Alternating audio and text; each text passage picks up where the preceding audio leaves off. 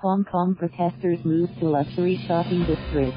Hong Kong demonstrators in Hong Kong moved en masse to a luxury shopping district Sunday evening after riot police used tear gas to clear out an area they were previously occupying. As the 2-month-old protest movement showed no signs of easing. Clad in yellow helmets and glass face masks, protesters squeezed out of a subway station in Causeway Bay, with a few people directing traffic and others holding open the turnstiles. Surveillance cameras at the station were covered, with black tape and umbrellas as protesters spilled out. Makeshift barricades were also erected in the area, which hosts high-end department stores and upscale restaurants.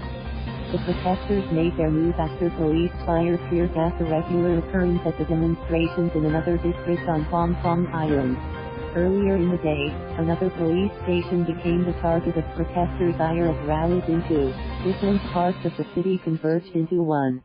Following a rally in the Tseung Kwan O area, some protesters used what appeared to be a long, homemade slingshot to hurl rocks, bricks and other objects at a police station. They shattered multiple glass windows, authorities said. Demonstrators elsewhere also began to barricade and block roads. Police said earlier Sunday that they had arrested more than 20 people for offenses, including unlawful assembly and assault after protest marches on Saturday devolved into now routine standoffs between protesters and law enforcement. As has been the pattern during the mass pro-democracy demonstrations in the Chinese territory, Sunday's rallies started off peacefully.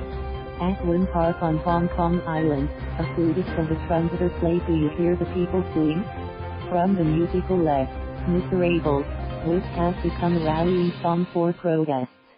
Protesters believe China's government and the administration of Hong Kong Chief Executive Carrie Lam are eroding the civil liberties and political autonomy promised when the former British colony was returned to China in 1997. "We are not just another Chinese city.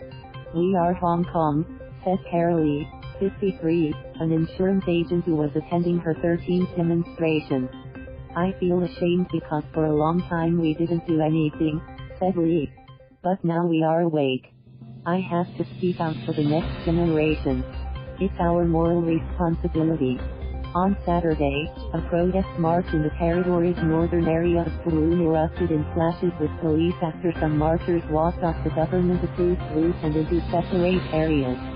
Police said some protesters threw gasoline bombs, bricks and glass bottles and refused to disperse.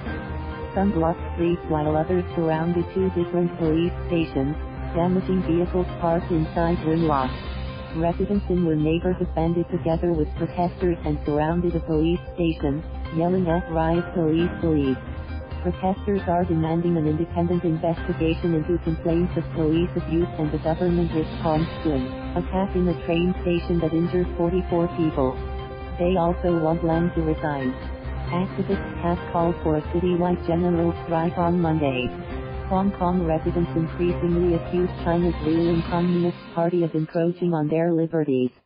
Those fears have been fueled by the arrests of booksellers and activists in Hong Kong.